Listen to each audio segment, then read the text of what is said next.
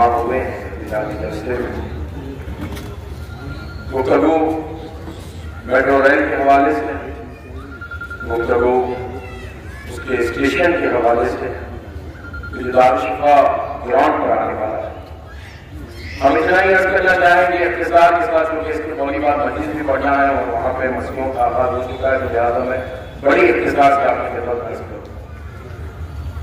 عرض یہ کرنا ہے کہ کسی بھی شہر کی پہچان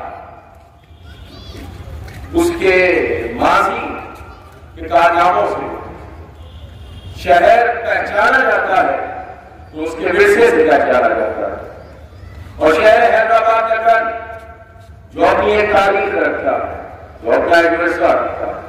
دہلی کی بات کریں تو لال قلعے سے دہلی کی پہچان ہے، قطب مینار سے دہلی کی پہچان ہے. آگرہ کی بات کریں تو تاج محل سے اس کی پہچان، اسی طرح دیگر شہروں کی پہچان. لیکن شہر حیدرآباد کی پہچان یہ امام بارگاہ، یا سلطانے، یہ امام بارے جو حیدرآباد کی تاریخ ہے، حیدرآباد کا ورثہ، اور یہ میدان قدیم جو ہماری تاریخ کے ورثے کو اپنے دامن میں لیے ہوئے اور تاریخ کو سمیٹے ہوئے. اس لیے کہ ہمارا جو بھی مرکزی جلوس ہوتا ہے وہ اسی گراؤنڈ پر ہوتا ہے. جو بھی ہمارا تاریخی جتنے ہمارے جلوس ہیں سب اسی گراؤنڈ پر ہوتے ہیں. تو لہٰذا ہم حکومت سے مطالبہ کرتے ہیں کہ ہمارے جذبات کا اور عقیدتوں کا احترام کرتے ہوئے اسٹیشن کی جگہ کو تبدیل کر دیا جائے تاکہ ہمارے جذبات بھی مجبور نہ ہوں اور ہماری عقیدتیں بھی باقی رہیں. اور اسی طریقے سے جیسے کہ شبیر علی صاحب جو سرزمین جگت کے لیے یقیناً فخر ہے اور سرمایہ ہے، جو فٹ بال میں ایسے کہ جنہوں نے ہندوستان کے نام سے دنیا میں روشن کیا ہے، جو نیشنل ٹیم کے کیپٹن بھی رہے ہیں. اور اسی طریقے سے میری نگاہوں کے سامنے وہ چہرے بھی نظر آ رہے ہیں کہ جو ابھی بھی زمانہ جیسے علمدار بھائی ہیں، جنہوں نے بڑی کاوش و کوشش کے ساتھ بچوں کو تیار کیا اور نوجوان فٹ بال کی دنیا میں جیسے کہ ہندوستان کو صرف کرکٹ سے پہچانا جاتا ہے، لیکن اس میدان میں ہندوستان کو فٹ بال کے ماہر ناز پلیئر دیے ہیں جنہوں نے ہندوستان کا نام ساری دنیا میں روشن کیا ہے. ابھی 6 ماہ قبل جو ایک بڑا ٹورنامنٹ ہوا تھا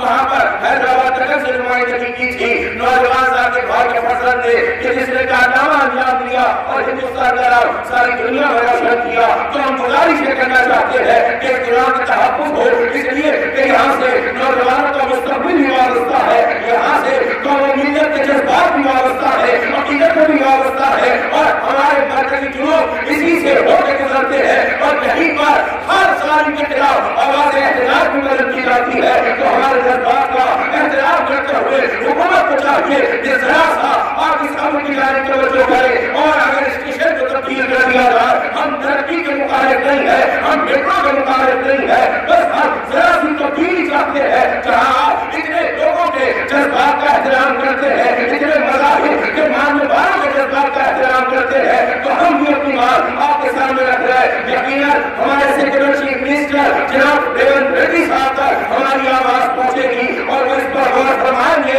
اور ہمارے جذبات کا اور عقیدتوں کا احترام کرتے ہوئے یقیناً اس کو تبدیل کرنے کی کوشش کریں گے. آخر میں میں بس اتنا کہنا چاہوں گا کہ شہروں کی پہچان جیسے میں نے ابتدا میں کہا کہ وہ تاریخی ورثے سے ہوتی ہے. چار مینار شہر حیدرآباد کی پہچان ہے. علامہ سرطور جیسے کہ منظر علی صاحب نے کہا کہ پہلا ہاسپٹل ہے ایشیا کا دارالشفا، یعنی وہ گھر جہاں سے شفا ملتی ہے، جہاں سے شفا نصیب ہوتی ہے. سارے ایشیا میں جو سب سے پہلا ہاسپٹل تھا وہ یہی مقام ہے جہاں پر ہم آپ بیٹھے ہوئے ہیں. وہ چوتھی امام کی بارگاہ اس بات کی گواہ ہے کہ جہاں کسی کو کسی مرض میں شفا نہیں ملتی تھی وہ اسی طرح سے آ کے شفا حاصل کرتا.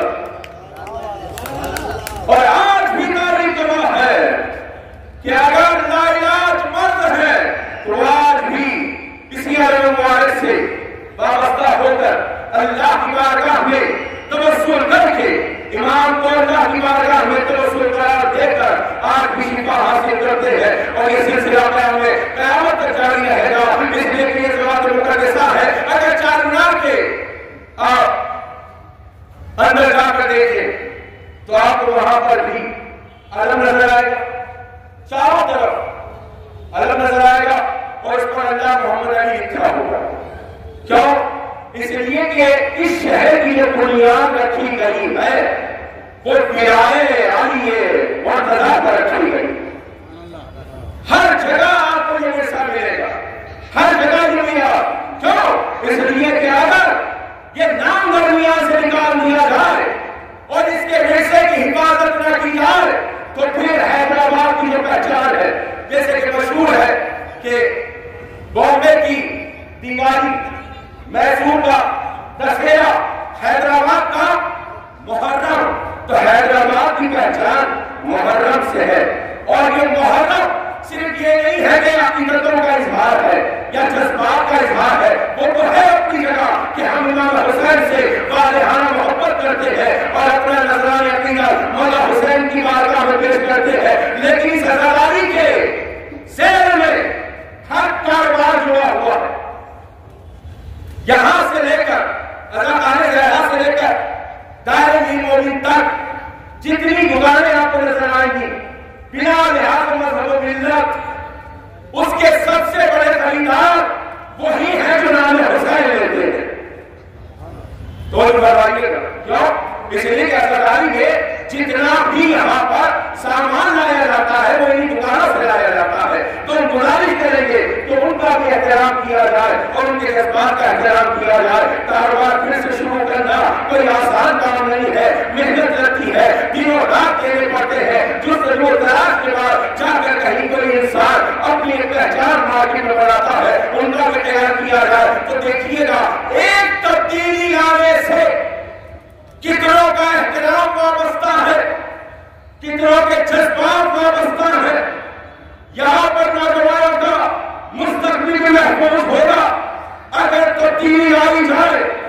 تاجروں کا مستقبل بھی محفوظ ہوگا اگر تبدیلی آئی جائے اور ہماری عقیدتوں کا احترام بھی ہوگا اگر تبدیلی آئی. تو ذرا غور کرنے کی ضرورت ہے اور توجہ کرنے کی ضرورت ہے. ہم گزار ہیں حکومت تلنگانہ سے کہ ہمارے اس گزارش پر اور ہمارے اس کمیٹی جنہوں نے کافی شروع کوشش کے بعد اس جلسے کا اہتمام کیا ہے، مقصد صرف یہی ہے، ہم ترقی کے مخالف نہیں ہیں، ہم صرف روڈ تبدیل کرنے کی گزارش کر رہے ہیں.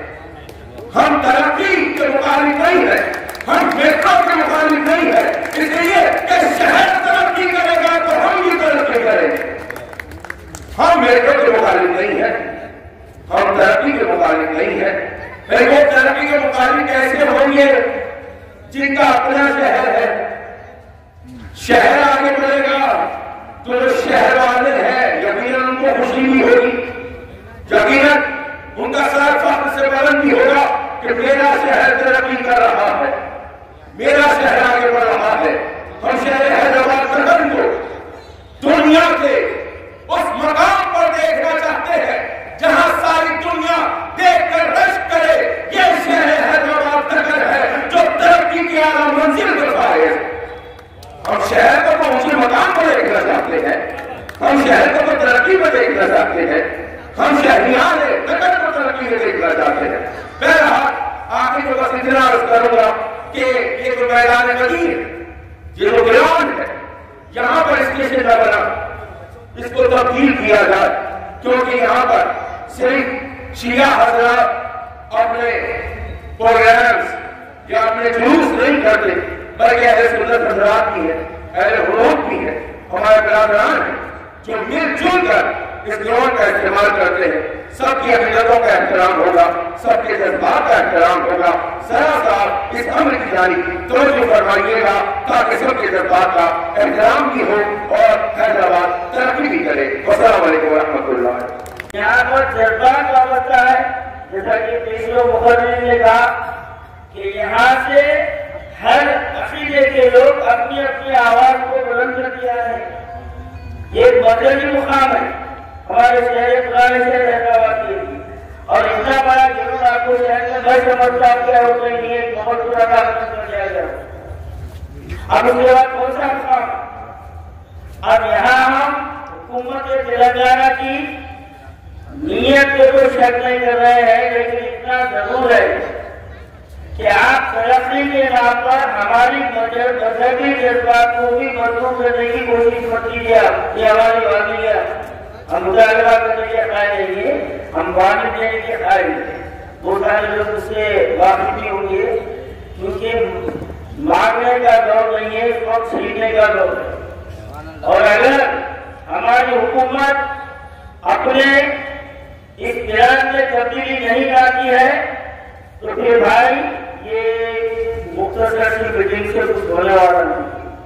ہم کو سڑکوں پہ نکلنا ہے, ہمارے حق کے لیے ہم کو جستجو کرنا ہے, ہم کو آواز بلند کرنا ہے.